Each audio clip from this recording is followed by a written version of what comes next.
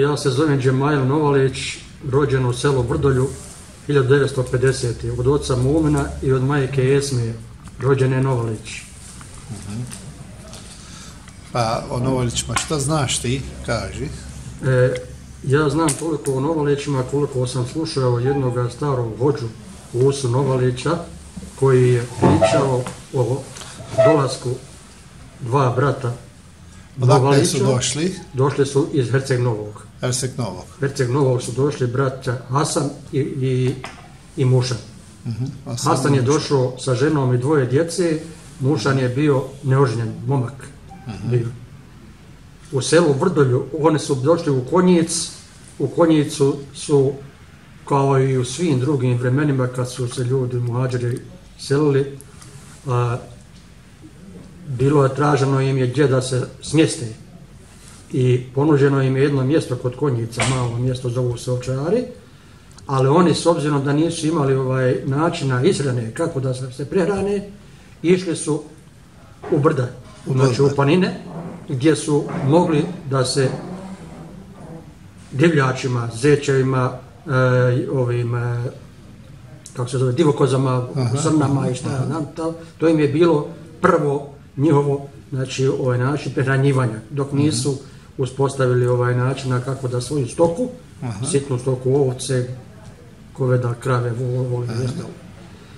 Od ta dva brata koja su se naselila u selu Vrdolje, koji su našli također neko napušteno selo u kome su bile stare kuće zvane brvnare, znači od drveta kovane kuće. Nastale je to, jel' Nastanili su se tako što su drugu godinu, kad se je Mušan oženio, se preselio u drugu kuću, znači nasred sela postoji put. Ispod puta je ta kuća od koje je otišao Mušan, a iznad puta je ostala ona u kojoj je ostao Hasan. I oni su se kasnije, kad su se razmnožavali, znači djeca od Mušana i Hasana, počeli nazivati Mušanovićima i Hasanovićima. I to i danas tako važi, znači u tom selu. A svi su Novalići, jel? Svi su Novalići. Znači dva brata od Hasana i od brata Mušana. Ali su se ovi koji su vodili nasljedstvo od Mušana, nazivali su i Mušanovićima, a ovi koji su od Hasana, Hasanovićima. I tako su se na nekom četvrtom koljenu i uzimali, jer je moja majka je Novalić od Mušanovića, od Novalića Mušanovića, od Mušanove potomaka, a babo od Hasanove potomaka od Hasanovića. U tom vremenu Hasan je poslao svoga prvog unuka u Mejtehu Konjicu, odnosno u medresu, koji je završio medresu. Kako je zvao? Zvao se Fazlo. Fazlo. Drugi sin od Hasana, znači drugi unuk od Hasana, zvao se Dervo, koji je također poslao sina, ali nešto kasnije od Fazle, u medresu u Konjic, koji je bio također imam, odnosno hođa u selu Vrdolju. Oni su kasnije, znači Fazlo poslao jednoga svoga sina za hođu, a Dervo svoga također jednog sina za hođu, koji su bili u isto vrijeme dva hođa u tom selu. Ovaj Dervin sin se zvao Hasan, a ovoga Fazle je sin Huso.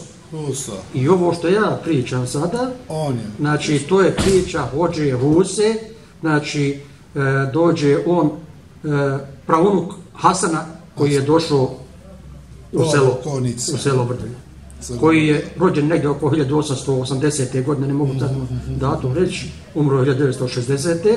Ja sam imao otprilike 10 godina kad je on preselio, ali sam kao dijete slušao te njegove priče koje on imao i zapisano, znači koje je zapisivao i prinosili su od njegova pradede, dede. Ja recimo mogu doći do Hasana sa svoje strane, sa moje strane. Moj otac se je zvao Mumin, njegov babo Ahmet, moj dedo Mumin, a dedo Ahmet, prandedo Mumin, a prandedo otac Salko, koji je bio direktan sin Hasana, koji je došao. Znači, od Hasana počima moj krak je Salko, Mumin, Ahmet, pa moj babo četvrti, znači u tom nizu, ja sam peti u tom nizu od jednoga od sinova Hasana koji je došao. Tako da to nije to neki veliki period, to je negdje u 18. vijeku, negdje oko 1700 i možda 50, nema precizno kazano, ali se kaže između 1700 te 1750. Da su se doselili u selo iz mjesta Herceg Novi. I tamo kaže, pričao je vođa Huso, da su oni prenosili tako, da je Hasan bio dole u Herceg Novu vlasnik ribnjaka, znači prehranjivali su se, bavili su se ribolovom, vlasnik ribnjaka, u to vrijeme. A Mušan je bio turski namjesnik. Šta je namjesnik, ja to nisam nikada saznao, je li bio vojno ili bio neko civilno lice u tom vremenu. Sigurno je civilno, a vojno, mora i vojno. Uglavnom oni su kazali turski namjesnik. Šta im je bio namjesnik, ja to nisam nikada Šta sam ja čuo u Bosnu, da ti kažem to, Durakovići, Gromići i Novalići, oni su bili džandarme osmanlijski. Moguće da je Mušan jedan od tih bio, koji je... Moguće, zato su ovamo došli, sigurno posle. Povlačenjem turske, tada u to vrijeme odvozdo, one su isto također morali da se, jer su bili pritisnuti, čak se priča tamo da su ti koji su ih progonili odvozdo, ja sad ne bi pričao, jer su to neki Mliječani, Slovaki, neki, tako istorija nekako to kaže, ali ja ne bi u to unosio, ali je činjenica da su oni pričali da su neki koji su ostajali morali da se pokrste, da jednostavno da ostanu tu, takav je dio to vrijeme kad se to prisiljavalo na nekim, to ne mogu potvrditi, to je ovako priča, samo ovo priča. Da ti kažem, u to vreme, u polovinu 18. stoljeća, drugi polovinu, tu su izgubili rat, u to vreme. Činim se to je isto vreme, za to more da bude to. Kad su se povlačili, neki prema Bosni, neki su ostali ovdje naši, i svi Novalići koji su iz Konjica se, bez obzira gdje se nalaze u svijetu, svima porijeklo potiče iz sela Vrdolja od Hasana i Mušana. Pogod u Konjicu, iz Konjica je, a negdje živi sad u Rusiji, ima svugdje u Americi, u Rusiji, po svijetu, svugdje ima. Ali svima je porijeklo od Hasana i Mušana koji su se doselili u selo Vrdolje. To je, što se tiče Konjica, znači nema drugog mjesta za Novaliće. Ima nešto novo da kažete? U vezi? Za Novalića.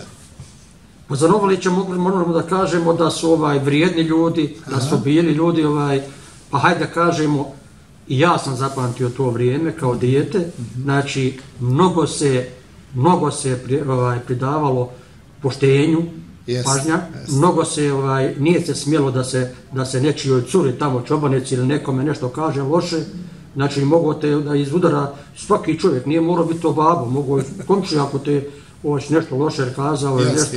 I kod nas je isto, Znači bili su tako kruti odnosi u smislu da se je poštovalo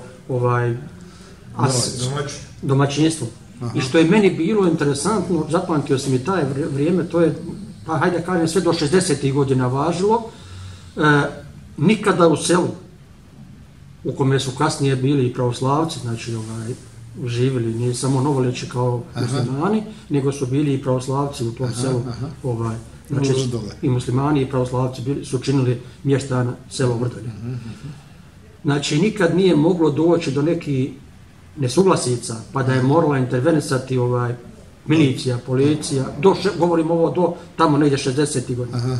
Postojala su uvijek 3 čovjeka, dvojica Novalića i jedan od pravoslavnih, koji su bili Muslihun, kod nas kao neka komisija, koji su, tako bi ja nazvao komisija, ali ljudi koji su imali autoritet. Muslihun je takav čovjek kod nas, tamo u Sančaku. Autoritet u selu i koji su za svaku štetu koja je nanešena bilo kome, oni procjenjivali kolika je ta šteta i tu se morao saglasiti onaj kome je šteta učinjena i onaj koji je štetu napravio. Znači nije morala intervencija država, uvijek su oni to završavali, što je meni bilo ovako lijepo, kao djetu, vrlo interesantno. Hvala za tvoje objasnjenje, pa hoćemo da završimo sad, hvala.